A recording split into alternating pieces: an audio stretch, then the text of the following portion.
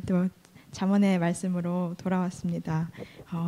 이 시간 잠언 함께 볼 텐데 이 말씀의 특성상 이렇게 시간이 막 오래 걸릴 것 같지는 않은데 한번 해보도록 하겠습니다. 잠언 이 핵심 구절 함께 읽고 시작하겠습니다. 시작. 여호와를 경외하는 것이 지혜의 근본이다. 아멘. 네, 여호와를 경외하는 것이 지혜의 근본이다 하는 말씀으로 잠언 이루어져 있습니다. 잠언 말씀 보면 1장에서 31장까지 있어요. 그래서 보면 뭐 챌린지를 하기도 되게 딱 좋은 장소로 돼 있고, 또 저의 경우에는 코로나 때 2020년도에 한번 한 달에서 두 달에 걸려서 필사를 조금씩 했던 처음에 말씀도 이렇게 통으로 했던 건 잠언의 말씀이 있었습니다. 그래서 이 여호와를 경외하는 것이 지혜의 근본인 잠언 밑에서 솔로몬이 쓰고 있는 장면 그림이 나와 있고, 네, 계속해서 나오는 그림, 오경에서 시작해서 역사서, 예언서, 시가서, 그래서 역사와 예언을 잇는 현재의 신앙인의 삶에 대해서 말하고 있는 것이 이 시가서, 그리고 오늘 나오는 잠언의 말씀입니다. 그래서 되게 다양한 이름으로 불리는데, 히브리어로는 미슐레, 그리고 헬라어로는 이렇게 솔로몬의 잠언들, 그리고 잠언의 책, 이런 뜻들로 불리고 있습니다. 그래서 우리나라는 계속해서 마찬가지로 중국어 잠언을 그대로 가져와서 쓰고 있습니다. 네. 오늘 여기 곳곳에 제가 파란 글씨를 넣어놨어요. 그래서 제가 이 파란 글씨가 또 어디에 나오나 보시면서 보는 것도 재미가 있으실 것 같습니다. 기록자에 대해서 처음에 이야기를 하고 있습니다. 기록자는 솔로몬으로 대표가 되는데, 솔로몬이 혼자 쓴 건 아니었어요. 솔로몬 말고 지혜자라고 익명의 지혜자라는 사람도 있고, 아굴이라는 사람, 그리고 르무엘 왕의 어머니, 이러면서 이렇게 다양한 사람들이 이 잠언에 쓰는데 참여를 했습니다. 그래서 이 세계 각처에 하나님을 경외하는 이들의 지혜가 포함되어 있다 하는 이야기가 써져 있는데, 이게 무슨 얘기인지는 뒤에서 보면 또 나올 거예요. 이 잠언이 쓰인 배경을 살펴보면 이 솔로몬 왕이 그래도 제일 많이 썼기 때문에 솔로몬 왕이 활동하던 이 세계화의 시대였습니다. 우리 신약에 나오는 대표적인 항구 도시, 또 잘 알려져 있는 것처럼 고린도 교회가 항구가 있는 교회로 굉장히 다양한 것들을 모두 포용하는 것으로 유명한 고린도 교회가 있었는데, 그런 것처럼 이 솔로몬이 활동하던 이 시대, 그리고 그 영화로운 시대에 국제적으로도 많은 교류가 있었기 때문에 다양한 문화, 그리고 다양한 나라, 그러니까 온갖 것들이 이렇게 다 들어오게 됩니다. 그래서 특히 왕실 간의 교류, 열왕기 10장에 보면 스바 여왕이 나와서 지혜를 구하기도 하고 하는 등 이렇게 많은 교류들이 물질적으로도 정신적으로도 학문적으로도 교류가 많이 있었습니다. 그래서 이 왕실 중심으로 문화가 발전이 되는데, 그런데 오늘의 잠언은 이렇게 왕실에만 국한되지는 않는 것으로 우리에게 또 은혜를 줍니다. 네, 왕실용, 가정용 써놨죠. 그 배경에 보면 이 이스라엘의 이방의 지혜가 도입되는 이 상황을 한번 살펴볼 필요가 있습니다. 긍정적인 측면을 보면 이방인이 하나님을 경외한다는 것, 그리고 이방인의 문화가 이스라엘과 융합된다는 점도 있습니다. 그런데 항상 긍정적인 것만 있을 수가 없죠. 그래서 이방의 지혜와 하나님의 지혜가 혼합될 가능성이 있는 것이 굉장히 큰 위험으로 다가온 시대였습니다. 그리고 이방인의 유입으로 하나님을 여호와로 믿는데 방해가 될 가능성이 커졌다고 합니다. 그럼에도 잠언은 지혜의 근본을 여호와를 경외하는 것이라고 강조를 하고 있는데, 요즘 양육하는 프로그램들 보면 어머니 아버지가 같이 나오기도 하고 한 번만 나오시기도 하고, 이런 프로그램들 보면 이 양육자의 일관성, 그리고 같이 부모님이 아니면 한 명 이상의, 그러니까 2명 이상의 양육자일 경우에는 같은 거를 가르쳐야 아이가 혼란스럽지 않고 잘 이렇게 하는 모습을 보게 됩니다. 그런 것처럼 이 하나님의 지혜, 그리고 하나님의 믿음의 안에서만 클 수 있으면 참 좋았을 텐데 이렇게 여기저기 섞이면서 다양한 것들이 이렇게 흔들리게 되는 위험에 처해 있는 것입니다.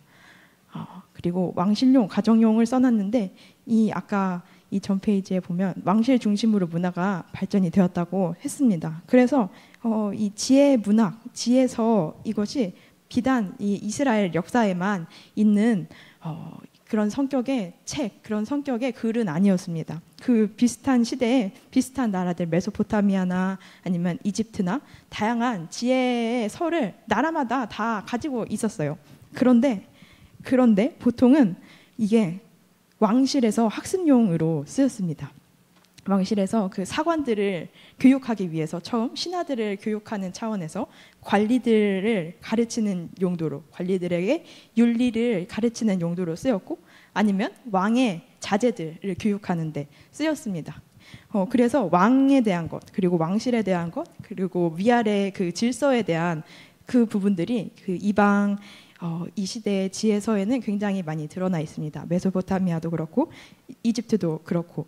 그런데 반면에 우리 잘 알고 있듯이 잠언의 말씀은 그렇지가 않습니다. 왕에 대해서도 나오지만 아버지 얘기가 굉장히 많이 나오죠. 솔로몬이 아버지로서 아들에게 내 아들아 들으라 하면서 하는 말씀이 쭉 이어집니다. 그래서 이게 정말 이 하나님의 가르침이 가정에서부터 잘 시작이 되어야 되는구나를 또 잠언의 말씀을 통해서 알 수가 있는데, 기록 연대를 보면 솔로몬의 통치 시대로 나와 대표가 됩니다. 근데 아까 기록자에서 나왔던 히스기야 시대에서 편집을 합니다. 솔로몬이 3,000개 잠언을 썼다고 성경 어딘가에 나오는 것 같은데, 그렇게 많이 썼는데 또 그걸 차곡차곡 정리를 한 작업을 이 히스기야 왕 때 가서 하게 됩니다. 그래서 최종적으로 완성된 건 BC 500년경이다 하고 이렇게 학자들이 연구를 한 바가 있습니다. 네, 그런 이야기들을 히스기야 왕 즉위한 그 연대부터 이렇게 추적을 하면 이렇게 연대가 된다. 그래서 잠언도 딱 하나의 한 번의 작업으로 뿅 나온 책이 아니다. 뿅 나온 말씀이 아니라 이렇게 차곡차곡 여러 작업을 거쳐서 우리에게 전해졌다 하는 표이고요. 기록 목적을 한번 함께 읽어보도록 하겠습니다. 첫 번째는 여호와를 경외하는 삶을 살기 위함. 네, 두 번째 연매의 질서 안에 사는 의미를 강조. 세 번째 도덕적인 통찰과 분별력을 제공. 네 번째 바른 지식과 지혜와 명철을 제공. 다섯 번째 거룩한 자를 바로 아는 정보 제공. 네, 이렇게 쭉 보면 정보 제공한다는 말이 굉장히 많습니다. 정보를 제공하고 명철을 주고 분별력도 주고 이렇게 하나님의 지혜, 호크마를 의미를 강조를 하기도 합니다. 근데 이 잠언의 말씀이 비단 원리적인 것, 우리의 삶에 어떤 멀리 있는 규칙에 대해서만 얘기하는 게 아니라 실제적으로 이 삶을 사는 현실에서의 어떻게 살아야 되나, 어떻게 적용해야 되나에 대한 이야기를 하고 있는 것인데, 여기서 지혜란 이론인가 현실인가, 이론인가 현실이다 하는 이야기를 하고 있고, 하나님의 본성을 이야기합니다. 호크마라고 히브리어로 하는데, 하나님의 본성으로 세상을 창조하실 때 함께 하셨습니다. 그리고 여전히 세상을 이끌어가고 있다고 잠언에서 쓰고 있고, 선한 마음으로 선한 일을 결정하는 사람은 하나님의 질서 안에 있다는 말씀들이 이렇게 계속해서 나옵니다. 이렇게 잠언이 쓰고 있는 것처럼 하나님의 질서 안에 머무는 삶이, 그렇게 하나님의 질서 안에 머무는 인생이 복된 인생인 줄로 믿습니다. 이렇게 해서 지혜의 의미까지 한번 살펴봤고, 첫 절과 끝절 함께 읽어보겠습니다. 시작. 다윗의 아들 이스라엘 왕 솔로몬의 잠언이라. 그리고 끝절은 그 손의 열매가 그에게로 돌아갈 것이요 그 행한 일로 말미암아 성문에서 칭찬을 받으리라. 아멘. 네, 이렇게 시작하고 끝이 나는 잠언의 말씀입니다.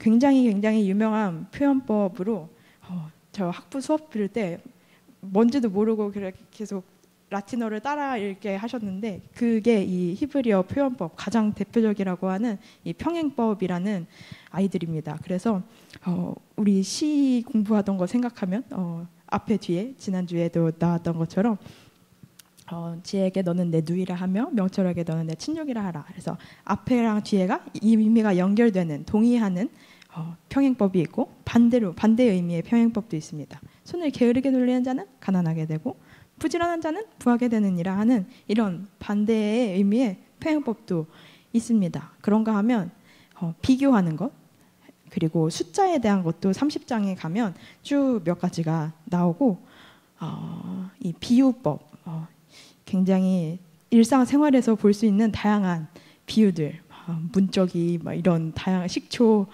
다양한 사물들 동물들도 나옵니다. 이런 다양한 상징들 그리고 평행법을 사용해서 이 잠언을 쓰고 있는 걸 보면 또 거기서도 재미를 느낄 수가 있는 것 같아요.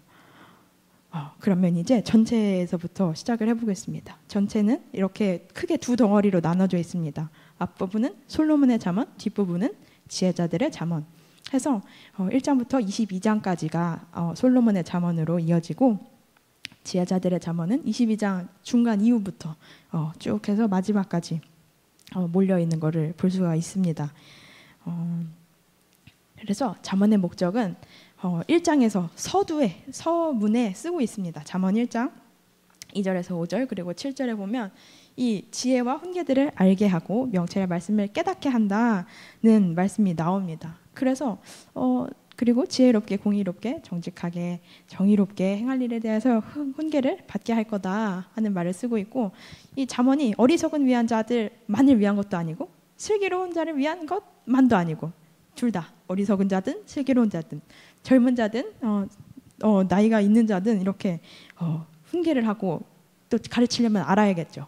그런 이 다양한 이 모든 사람에게 해당이 된다는 말을 쓰고 있습니다. 그래서 지혜 있는 자는 더 학식을 더하고 경외하는 것이 지식의 근본이다 하는 것을 잠언의 목적으로 쓰고 있습니다. 이렇게 분명하게 잠언의 목적을 서두에 딱 밝혀둡니다. 그리고 이제 바로 시작되는 말씀이 이 굉장히 긴 아들에게 주는 15가지 교훈에서 나오는 1장 8절에서부터 9장 18절까지의 말씀입니다. 그래서 계속 이렇게 나오니까 딸들은 서러워서 살겠냐고요. 그런데 하지만 이게 아들에게 준다고 하지만 이게 시대가 이래서 그렇지 우리가 그냥 잘 헤아려서 생각을 하면 된다. 그래서 그냥 자녀들에게 주는 교훈이다 하고 딸도 아멘으로 받으면 될 것 같습니다. 그래서 아들에게 주는 15가지 교훈. 그래서 굉장히 여자에 대한 얘기가 음녀를 조심하라고 너무 많이 나오는데 읽는 여자 입장에서 조금 그렇지 않으세요? 다 여자는 다 음녀고 다 호리는 자고 그래서 그렇게 되지 않으면 된다 하면서 어떻게 또 솔로몬이 자신의 경험이 있었기 때문에 이렇게 철저하게 굉장히 길게 이야기를 할 수 있었던 것 같아요. 자기가 해봤잖아요. 자기가 해봤는데 다 알잖아요. 아니까 이제 아들에게 할 말이 많은 거죠. 그래서 쭉 나옵니다. 첫 번째는 악한 자들을 따르지 말라 하는 것입니다. 그래서 이 아들아 그들과 함께 길에 다니지 말라 내 발을 금하여 그 길을 밟지 말라 피를 흘리는데 빠르다 하면서 이 악한 자들을 따르지 말라고 경계를 하는 말을 하고 그리고 지혜의 소리를 들어라. 지혜가 소리가 어떨 것 같으세요? 지혜가 소리가 클까요? 작을까요? 잠언에서는 지혜가 소리가 크다고 나옵니다. 굉장히 은밀하게 속닥속닥 하고 깨닫게 하고 할 것 같은데 잠언에서 말하는 지혜는 굉장히 소리가 커요. 그래서 광장에서 소리를 높이고 소리를 지릅니다. 근데도 들을 수 있는 사람은 다 들어야 될 텐데 듣지 못하는 자도 있는 거겠죠. 이렇게 말을 하는 거 보면 25절에 나의 모든 교훈을 멸시하며 나의 책망을 받지 아니하였은즉 하면서 이 재앙을 만나면 이렇게 될 거다 하는 이야기를 지혜의 소리를 들어라 경청해라 하는 이야기를 하고 있습니다. 그리고 지혜를 찾으라는 이야기를 하면서 지혜를 찾아서 얻으면 여호와 경외하는 것을 깨닫는다 하나님을 알게 될 거다 하는 이야기를 또 합니다. 감추어진 보배를 찾는 그것과 같다. 같이 그것을 찾으면 하면서 은을 구하는 것 같이 구하라는 말 그리고 귀를 기울여라 하는 말씀도 나와 있고 네 번째로는 여호와를 경외하라는 말 또 나옵니다. 경외하는 것이 경외하는 것. 그래서 너는 마음을 다하여 여호와를 신뢰하라. 그리고 여호와를 경외하며 악을 떠날지어다 하면서 이 범사에 인정하는 것. 그리고 그 길을 인도하실 그 주님을 신뢰하는 것에 대한 이야기가 나옵니다.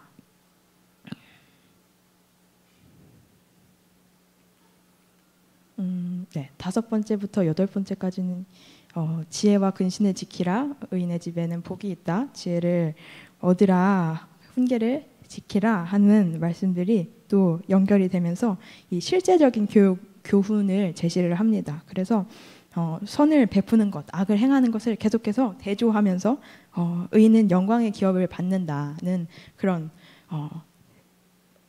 영광의 기업을 받는다. 그리고 겸손한 자에게 은혜를 베푸신다는 말씀도 전하고 있습니다.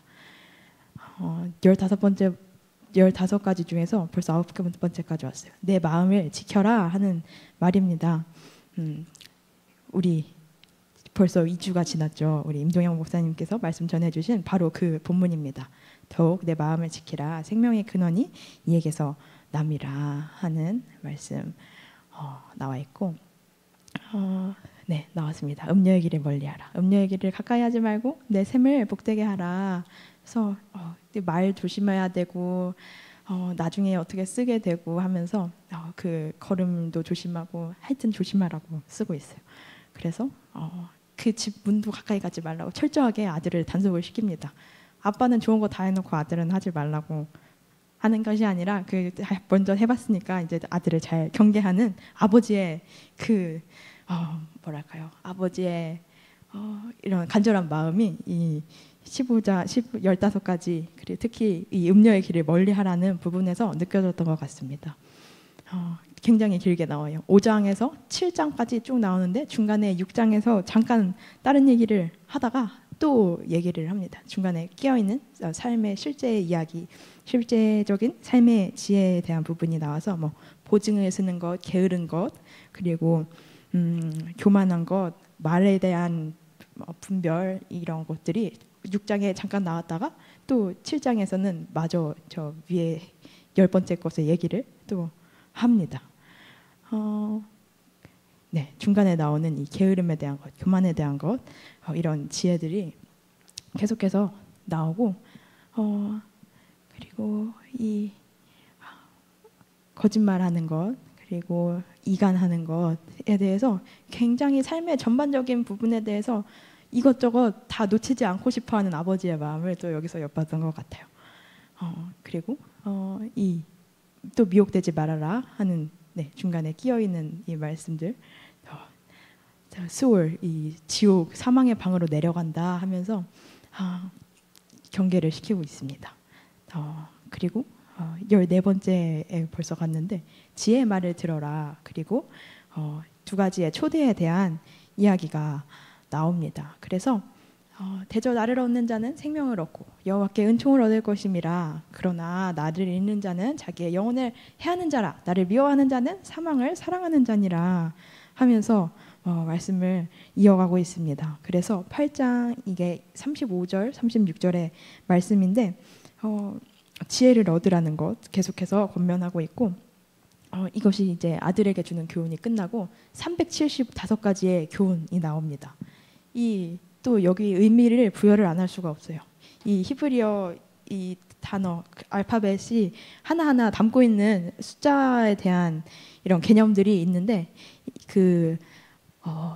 요한계시록에 나오는 666과 그런 비슷한 원리입니다. 당시에 이렇게 대놓고 말할 수 없으니까 숨겨서 말했던 그런 상징으로 썼던 것처럼 이 375라는 숫자도 그냥 나온 숫자가 아니라 이런 솔로몬의 히브리어 이름 쉘로모가 갖는 이 숫자, 이 알파벳 하나하나 앞에서부터 쉐, 리을 그리고 미음, 모, 오 하면서 이어지는 이 숫자가 375 하면서 이렇게 또 솔로몬을 한 번 더 생각하게 만드는 이런 장치를 숨겨놓은 것입니다. 그래서 이 여기 격언들 중에서 거의 대부분은 이 대구법, 아까 나온 평행법을 사용하면서 쓰고 있습니다. 그래서 이 375가지나 나오는데 계속해서 대조를 합니다. 주로 나오는 내용은 자신의 행위 그리고 결과가 이렇게 관계가 되어 있다는 겁니다. 이 우리가 앞에 지혜서 중에 하나였던 욥이랑은 또 전혀 반대되는 말씀이 잠언의 말씀이에요. 인과응보, 권선징악에 대한 이야기가 잠언은 거의 그걸로 점철되어 있다고 해도 과언이 아닙니다.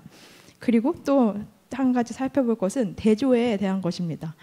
거의 이쪽 아니면 저쪽이라서 보통 저쪽을 선택하면 죽음밖에 없는 그런 극단적으로도 묘사하기도 하는데 이게 정말 대조를 시키면서 흑백 논리로 가는 것이 아니라 대조를 시키면서 그것이 더 좋다, 더 선한 것을 따르라는 말을 하고 있습니다. 그래서 지혜로운 아들은 아비를 기쁘게 하거니와 미련한 아들은 어미의 근심이라 하면서 벌써부터 이어지죠. 의인의 머리에는 복이 임하나 악인의 입은 독을 머금느니라 하면서 계속해서 이런 대구, 평행한 것을 쓰는 이 잠언의 말씀이 15장까지 계속해서 이어집니다.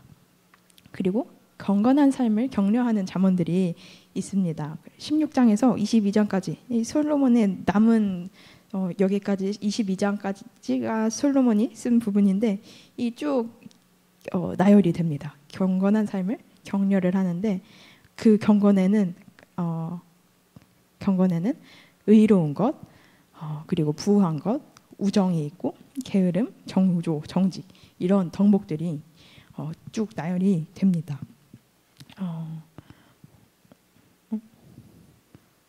네, 이런 것들이 있고 이제 또 뚝 잘라서 두 번째 봉투형인데 지혜자들의 잠언입니다. 아까 지혜자하고 물음표를 해놨었는데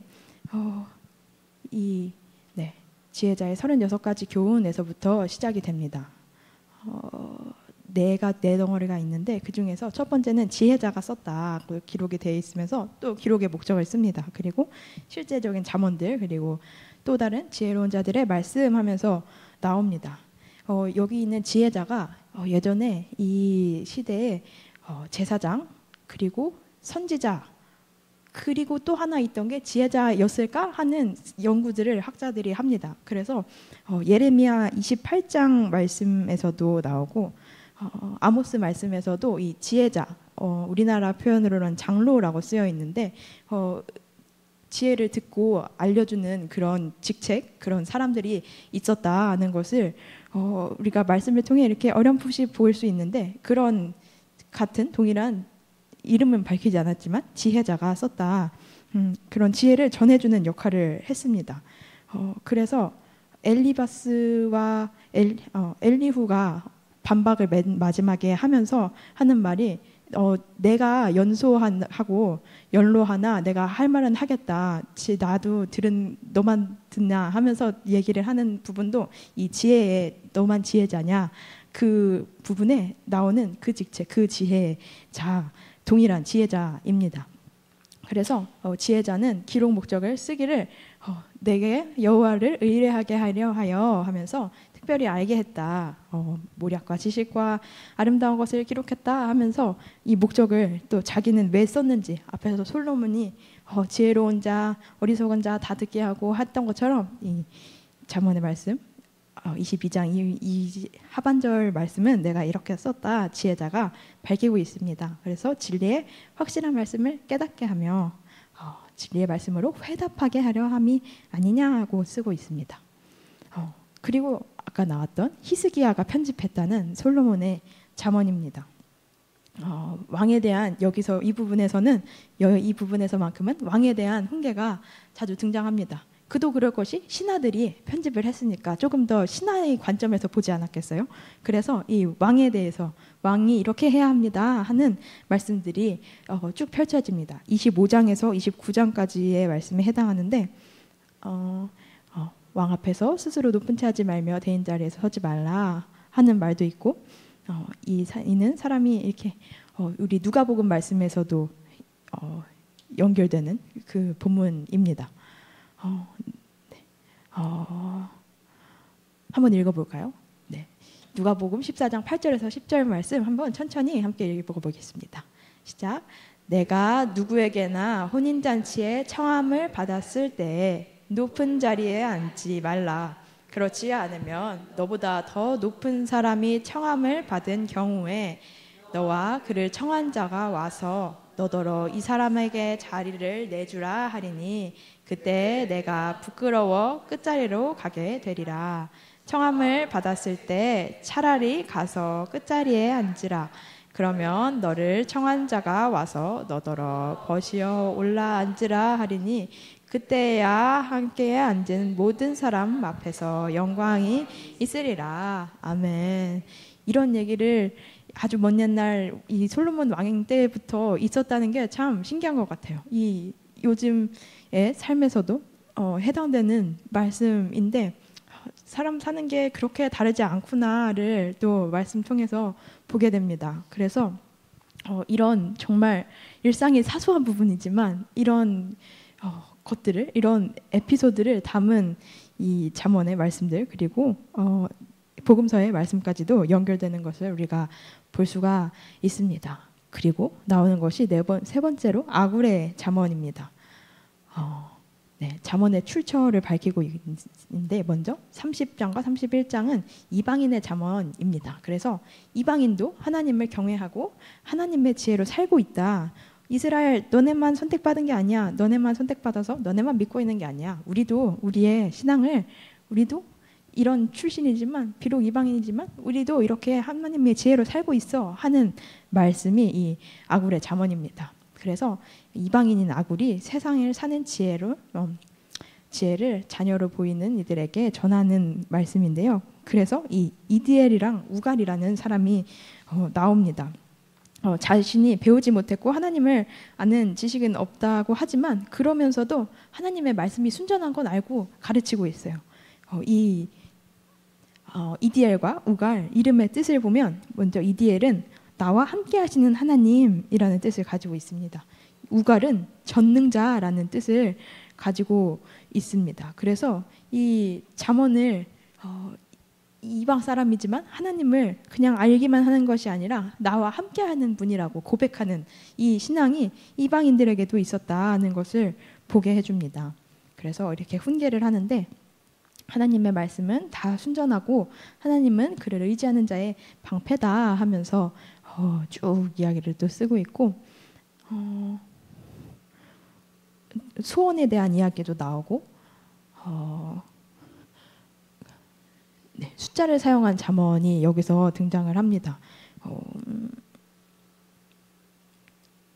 여러 가지 숫자를 써서 뭐 서너시 있는 데부터 시작해서 뭐 만족을 모르는 서너 가지 그리고 뭐 종과 상전 사이 부모와 자녀 관계 하면서 이 숫자를 사용해서 쭉 퐁당퐁당 연결되는 이 구절들을 쓰기도 했습니다. 그것이 이 아굴이 쓴 잠언에 등장을 하고 벌써 마지막까지 와버렸어요. 지혜자들의 잠언 중에 르무엘 왕의 잠언입니다. 기도로 은혜 많이 받고 가시면 될 것 같습니다.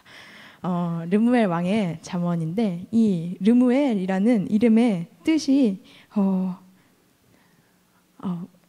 르무엘 왕을 훈계한 잠언이다 하면서 어머니가 썼다고 아까 밝혔는데 내 힘을 여자들에게 쓰지 말며 하면서 포도주를 마시는 것이 왕들에게 마땅하지 아니하고 독주를 찾는 것이 주권자들에게 마땅하지 아니하다 하면서 이 르무엘 왕이 누구인지 구체적으로 나오진 않지만 이 우리가 본문을 읽으면서 어머니가 지혜로운 분이셨구나 하는 것을 깨달게 됩니다. 그래서 이 아굴과 르무엘처럼 이 이스라엘 사람이 아니었을 수도 있겠다는 생각을 본문에서 확인할 수 있는데 이 당시에 욥의 세 친구도 전국 방방 곳곳에서 약속을 잡아서 이 죽어가는 욥을 보러 위로하러 이렇게 쭉 왔던 것처럼 이렇게 다양한 지역에 다양한 민족들이 살았었는데 이 르무엘 왕도 그 어머니라고 밝히고 있는 이 사람도 정확히 알 수는 없지만 이스라엘 사람은 아니었을 수 있겠다 하면서